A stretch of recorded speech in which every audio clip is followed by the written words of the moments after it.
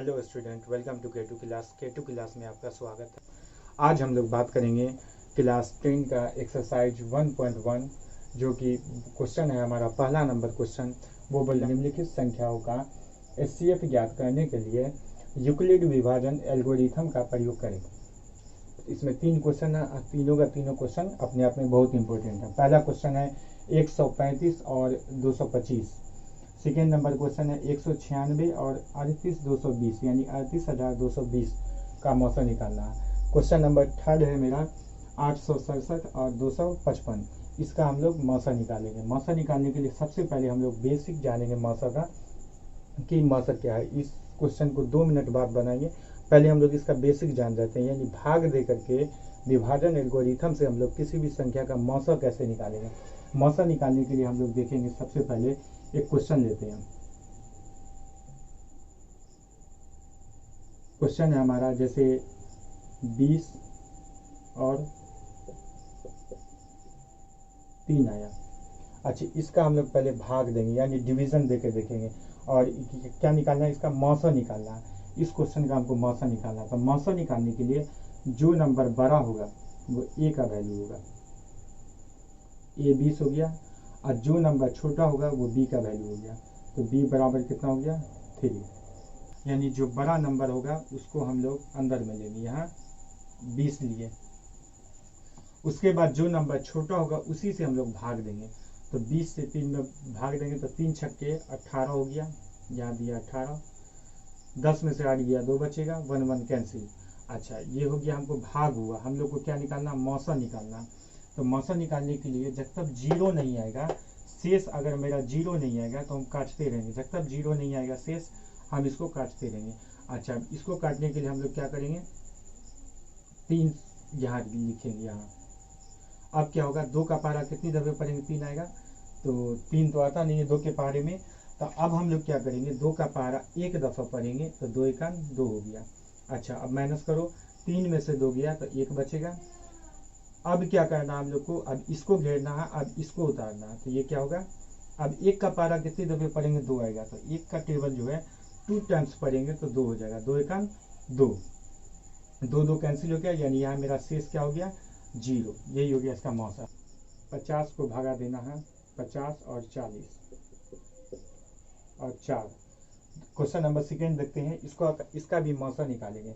50 और 40, ये 50 और 4 है, ये 4 है, यानी 50 और 4 का निकालेंगे। इसके लिए हम लोग ए का वैल्यू पहले समझ जाएंगे। ए जो बड़ा वाला होता है ये दोनों में, वो ए होगा। तो ए का वैल्यू 50 होगा। तो बी क्या होगा, बी जो छोटा वाला होगा ये 4, यानी बी से भागा देना ए में। तो बी को यहाँ लिखेंगे, बी यहाँ रहेगा, याद रखना। अच्छा, ए कहाँ होगा, तो ए अंदर में आएगा, यहाँ 50 यहाँ। अब इसका हम लोग क्या निकालेंगे, मौसा। मौसा निकालना हम लोग सीख रहे हैं, क्या चीज़, मौसा। मौसा निकालना अभी हम सीखेंगे। 4 का पारा कितना दफे पढ़ेंगे, इसके नियरेस्ट आ जाए तो 12 दफे पढ़ेंगे। 12 दफे, 12 चौका 48 हो गया। अच्छा, 10 में से 8 गया, 2 बचेगा। ये 4 में से 4 गया, कट गया, क्योंकि इसमें एक कैरी दे दिए थे तो यहाँ बचा 2।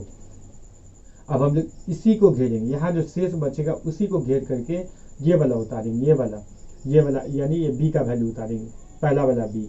तो बी मेरा कितना है 4।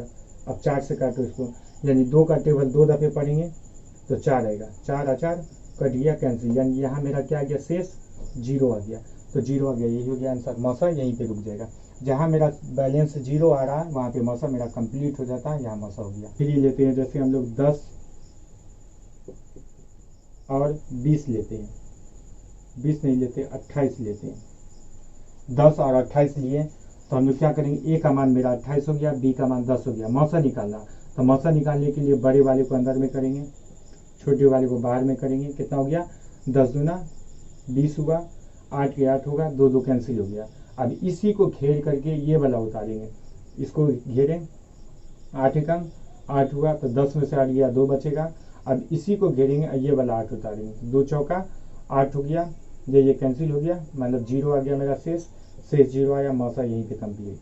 अब हम लोग क्या करेंगे, ये मेरा आंसर हो गया। अब हम लोग क्या करेंगे, एक्सरसाइज 1.1 में क्वेश्चन पढ़ेंगे। यहाँ देखेंगे के लिए क्वेश्चन है, निम्नलिखित संख्याओं का एचसीएफ ज्ञात करने के लिए यूक्लिड विभाजन एल्गोरिथम का प्रयोग करें। क्वेश्चन नंबर फर्स्ट है मेरा 135 और 225। फर्स्ट नंबर है 135 और 225। इसको हम लोग सॉल्व करेंगे, देखेंगे इसका मौसा क्या होता है। उसके लिए इस चीज़ के लिए सबसे पहले हम लोग इस फॉर्मेट को समझेंगे। जीरो जो है, जीरो से जीरो के बराबर हो सकता है आर, या बी से छोटा हो सकता है, यानी बी से छोटा हो सकता है आर का वैल्यू, या बी से छोटा होगा लेकिन जीरो या जीरो के बराबर होगा। समझे? इस फॉर्मेट को हम लोग ध्यान में रखेंगे। इसी पे एक सवाल बनेगा। भाजक यहाँ होता है, भाज्य यहाँ होता है, भागफल यहाँ होता है, भागफल, और शेष नीचे में होता है। शेष मेरा नीचे में होता है। भाजक को हम लोग बी बोल सकते हैं। भाज्य जो होगा मेरा वो ए हो जाएगा, और भागफल क्यू होगा, और ये आर हो जाएगा। बस इतना चीज ध्यान में रखना। क्वेश्चन कुछ भी नहीं है, बहुत इजी है। यहाँ पे देख लो। अब ये इस चीज को हम लोग अच्छा, यहाँ जो दिया हुआ है 35, 135 और 225 दिया है, तो हम लोग लिख लेंगे यहाँ कि 225 जो है वो बड़ा है किससे? तो 135 से। 135 से ये बड़ा है। अच्छा, बड़ा है तो ये क्या चीज का मान होगा? याद रखना, ए का मान होगा ये, और ये बी का मान होगा, क्योंकि इसमें बोल रहा है कि भाज्य जो होता है ए वो बड़ा होता है किससे? तो बी से। बी से बड़ा होता है। बी हमेशा छोटा होगा किससे? ए से। मौसा निकालने के लिए ए हमारा हमेशा बड़ा होगा बी से, बी छोटा हो जाएगा।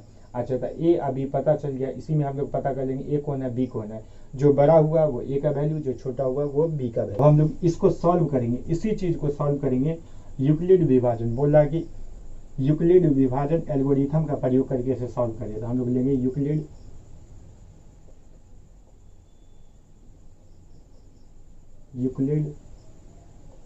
विभाजन एल्गोरिथम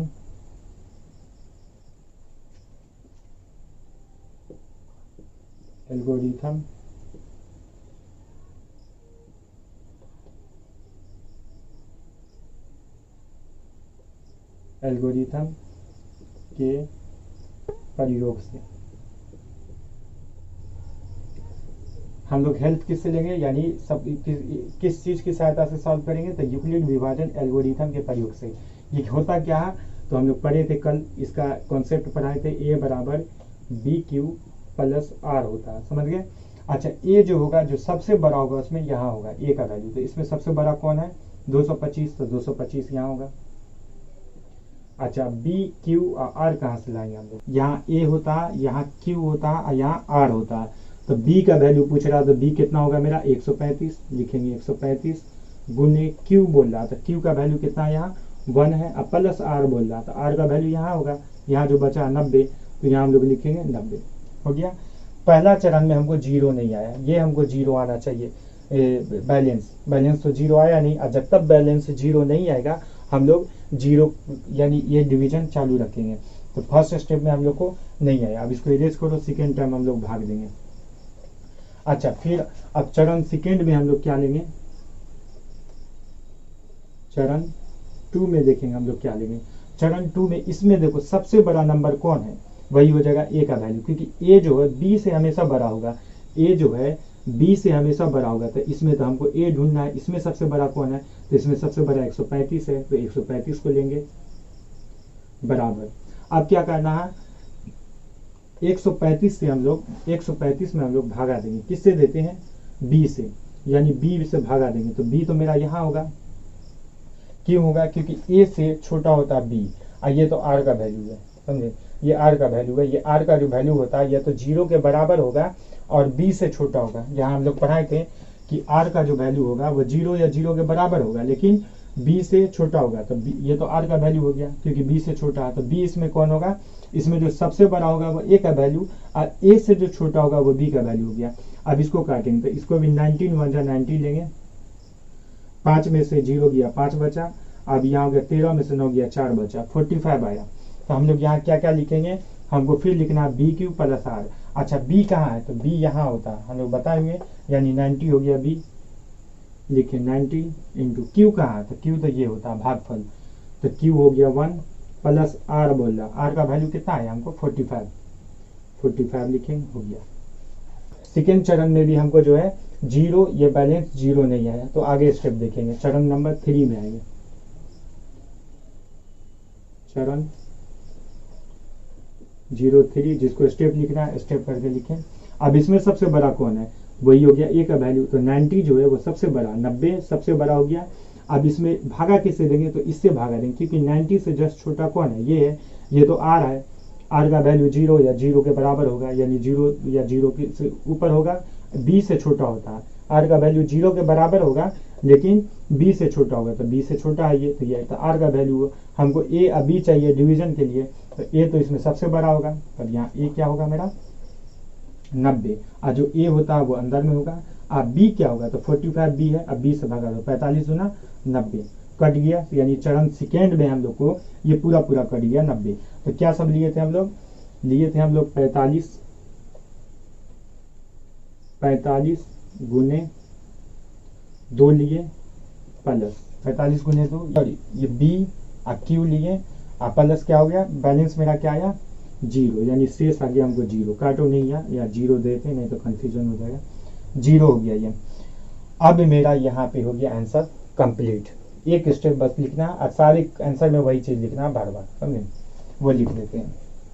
अब देखो हम लोग को क्या आया, अंतिम शेषफल जो है 0 आया, तो इस 0 से जस्ट ऊपर वाला जो होता है, ऊपर वाला इस 0 से जो अंतिम शेषफल आएगा ना, उससे जस्ट ऊपर में जाएंगे, उससे जस्ट ऊपर वाला जो शेषफल होगा वही मेरा आंसर होगा, तो यहाँ क्या होगा 45 मेरा आंसर हो गया। तो हम लोग लिखेंगे कि अंतिम चरण,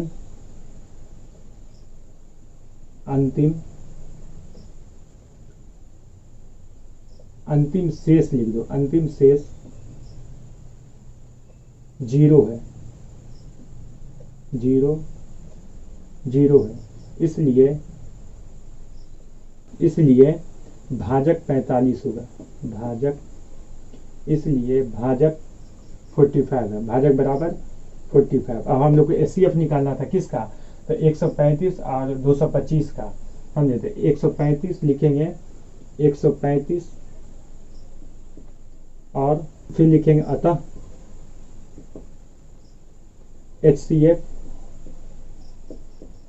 135 व 225